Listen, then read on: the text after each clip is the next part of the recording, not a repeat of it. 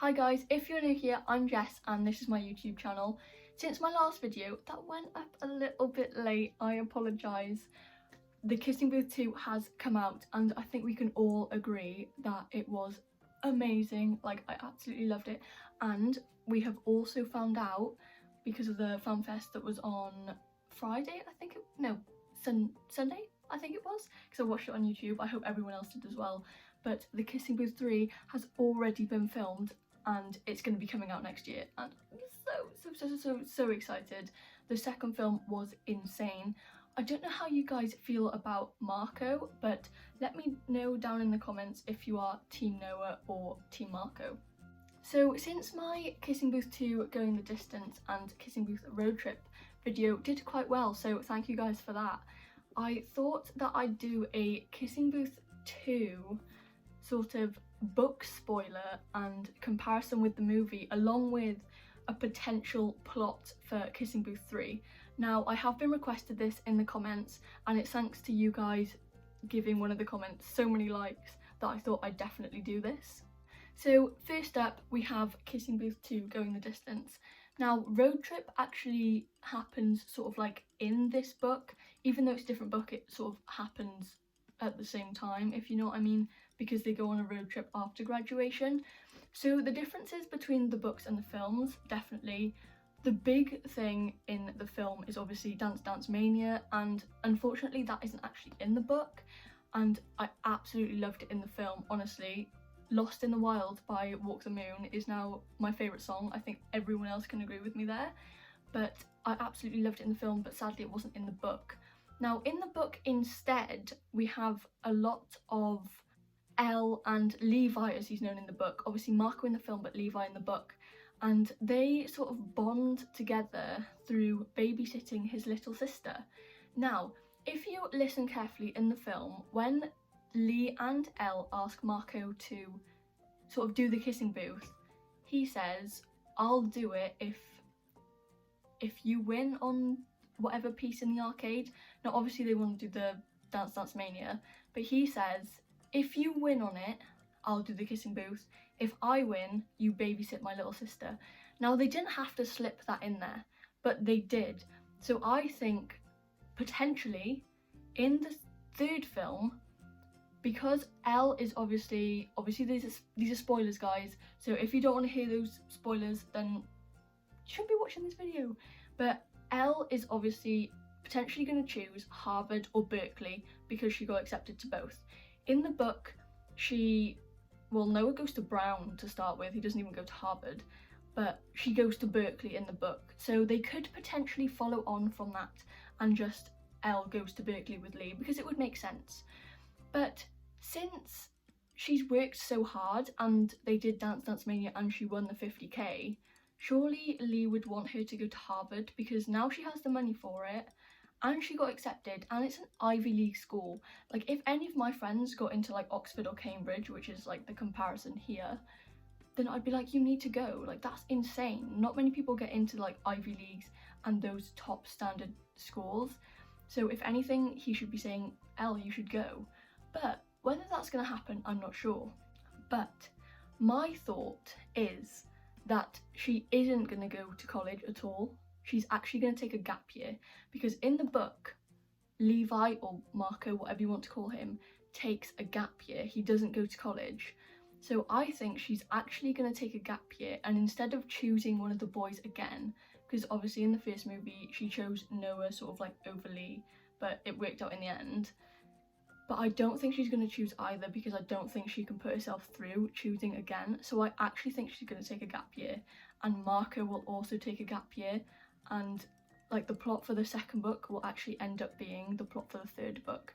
So they mentioned the babysitting, so Elle is going to help Marco babysitting his little sister, and we're going to see all those adorable scenes that are in the book of them baking cookies and things like that, and I absolutely love it.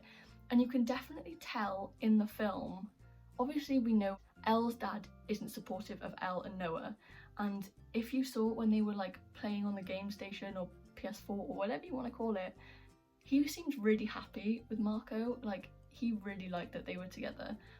And we also get to find out in this book a lot more of what's her little brother's name in the film? His real name is Carson. So her little brother's name is Brad, and in this book we get to find a lot more about Brad and his relationship with Elle and his relationship with Lee. And obviously, since Elle and Lee have been like best friends since they were born on the same day, 7th of June. It is the 7th of June, isn't it? Yeah, I think so. And he obviously was sort of brought up with Lee, and it's like kind of his best friend, so they play loads of games together and stuff. But obviously Lee is kind of like caught up a bit with Rachel now since they're in a relationship and they need some free time alone. So Marco comes over and he spends a lot, or Levi comes over and spends a lot of time with Brad. So that relationship then blossoms as well. So you've got Elle and Marco's little sister, then you'll have Marco and Brad, and that just seems like so nice. But obviously in this book it is the second one, so we do find out like the problems Noah was having in Harvard. It's completely different to the film. Like that is completely different. So the whole she found an earring in this book, Elle, does she go? I didn't see, this is the thing, I didn't think Elle went. No, she doesn't. So that's another thing. In the book, Noah comes back to California, Los Angeles, but in the film Elle goes to Boston. So that's flipped, but I did like in the film that she went away because we got to see like somewhere else. We weren't just seeing the same scenes all the time. And in the book, Chloe's name is Amanda, if you know what I mean. So Noah's best friend is Amanda. And the whole problem and the lying and things wasn't because of Chloe and the bed and things like that. It was actually because he was really struggling in school, and that's why he wasn't telling her anything. So they did kind of include that in the actual film, like at the sort of very end. They could sort of do more on that in the third film. But if you looked, whatever, at the end, when the guy said to Marco, she's not worth it, and he said, yes, she is. So we can almost guarantee that he's going to pursue Elle again. And I really don't know how I feel about it because, like, I love Marco. Like, Marco is such a good character, and him and Elle suit so well. And like in the scene where Lee's busy with Rachel and she spends a lot of time with Marco doing like the Dance Mania stuff, and then they go to the music shop and they look for vinyls and stuff like that. Like, she seems so happy, and she just does seem really happy with him. But I am kind of team Marco, but I'm also team Noah. Like, I can't decide because I really love like stories that follow through and it's like just a happy ending. So it would make sense if she ended up with Noah because that's what happened in the first movie, so hopefully it goes full circle. But I could also see it that she ends up with Marco because Noah ends up growing a lot closer to Chloe/Amanda, and that happens. But I don't know, we definitely saw a lot softer side of Noah in the second film, which you also see in the second book. Like, he drops his sort of like, I'm a bad boy, fighter, whatever. But I also don't think Elle would have liked the fact, and I would like completely agree with this, on the football field or the homecoming thing, when Marco said to Noah congratulations and like he was about to fight him, and then Chloe was sort of like Noah, the only other person that was able to get Noah to stop fighting was Elle, and she would not like that. Like, regardless of if it's his best friend or whatever, you would not like that someone else is able to do the thing only you can do. So that's why I think their relationship's going to blossom. And then Lee and Rachel, in the book, Rachel actually goes to Brown, and Lee was trying to get into Brown also, but he didn't. So I don't know what they're going to do with Rachel in the third film, because she does go to Brown in the book, but she might just go to Berkeley with Lee, and that would make sense. Because this is another like potential plot here. So we could have Elle and Rachel, and they go off. Elle, why do I keep saying Elle, people? It's because Elle and Lee are so similar. Like, the way you spell them is like the same letters apart from one L. Anyway, so you could have Lee and Rachel, and they're obviously together, and they go off to Berkeley. And then you could potentially have Elle and Noah, and they go off to Harvard together.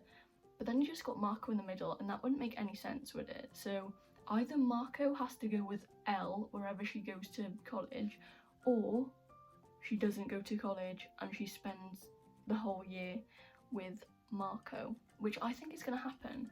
So guys, let me know what you think the potential plot for the third film is.